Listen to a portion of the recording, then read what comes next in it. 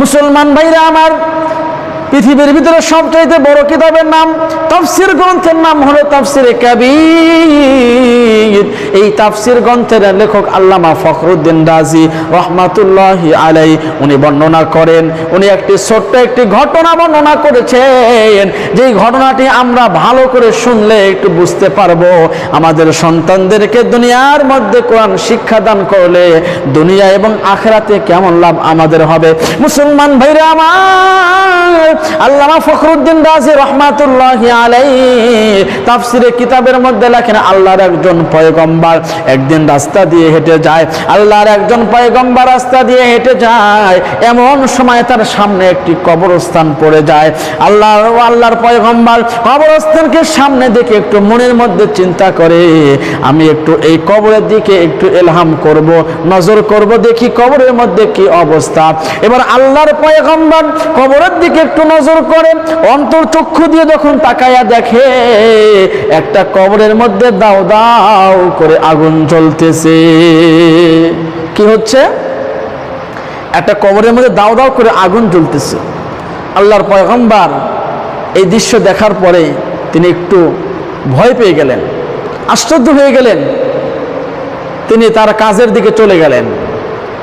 এবার তিনি তার কাজ শেষ করে আবার যখন ওই রাস্তা দিয়ে ফিরে যায়, তখন আবার একটু চিন্তা করে, মনোভাব করে, ইচ্ছা করে, আমি আবার একটু ওই কবরকে একটু দেখতে চাই, কবরে কি অবস্থা।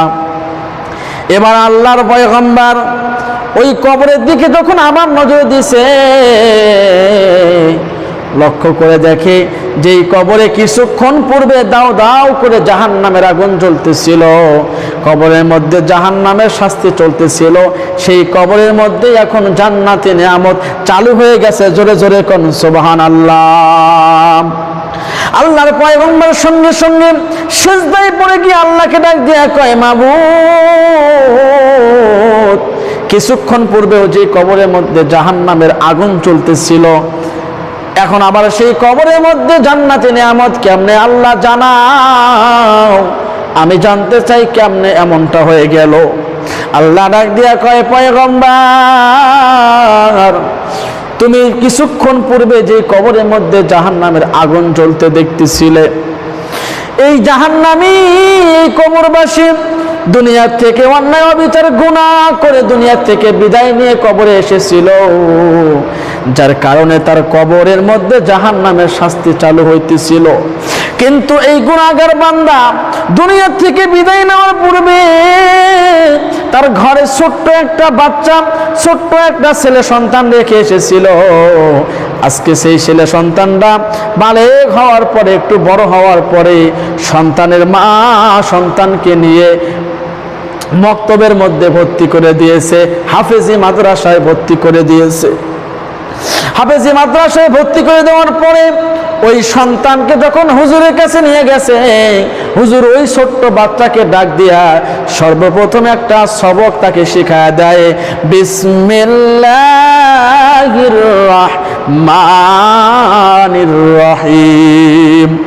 ওই ছোট্ট বাচ্চা কচি মুখে মাসুম জবানে আমি আল্লাহকে যখন বিসমিল্লাহির রহমানির রহিম বলার মাধ্যমে আমি আল্লাহর দুইটা সিফতি নাম রহিম এবং রহমানের নাম যখন উচ্চারণ করেছে, পয়গম্বরে তুমি বলো বলো বলো, আমি আল্লাহ কেমনে করে পারি ওই ছোট্ট বাচ্চার বাবাকে কবরের মধ্যে আযাব দিতে।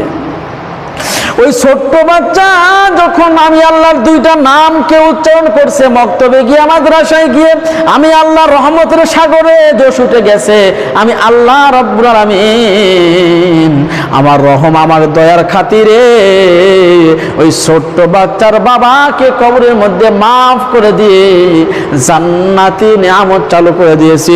চিল্লায় বলা যাবে কি সুবহানাল্লাহ। মুসলমান ভাইরা আমার, একটু লক্ষ্য করে দেখেন, যে কবরের মধ্যে কিছুক্ষণ আগেও জাহান্নামের শাস্তি হইতেছিল, আগুন জ্বলতেছিল, ওই কবরবাসীর সন্তান মাদ্রাসায় গিয়ে আল্লাহর দুইটা নামকে উচ্চারণ করার কারণে আমার আল্লাহ রাব্বুল আলামিন ওই সন্তানের বাবাকে কবরের মধ্যে জাহান্নামী মানুষকে মাফ করে দিয়ে আল্লাহ পাক জান্নাতি বানায় দিল। জোরে জোরে কোন সুবহানাল্লাহ। এই জন্য সন্তানদেরকে কোরআন শিক্ষা দিলে কোনো ক্ষতি নাই। মুসলমান ভাইরা আমার লস হবে না, দুনিয়াতেও লাভ হবে, আখিরাতেও লাভ হবে। কথা বলেন ঠিক কি না? আজকে বাংলাদেশের ভিতরে তদন্ত করলে দেখা যাবে যত বাবা মা বৃদ্ধকালে শান্তিতে আছে, সন্তানের সেবায় আছে, লক্ষ্য করলে তদন্ত করলে পাওয়া যাবে তাদের অধিকাংশই সন্তান হচ্ছে মাদ্রাসা পড়ুয়া, আলেম বানাইছে, হাফেজ বানাইছে, যার কারণে বৃদ্ধকালে মা বাবার খেদমত সন্তান করে। মুসলমান ভাইরা আমার, এই জন্য সন্তানকে কোরআন শিক্ষা দেওয়ার দরকার আছে কি নাই? সন্তানকে কোরআন যদি আপনি শিক্ষা দিতে পারেন, যদি আপনার দুনিয়াতে কোনো লাভ যদি আপনি না পান, আপনার এই দুনিয়া থেকে বিদায় নেওয়ার পূর্বে আপনার সন্তান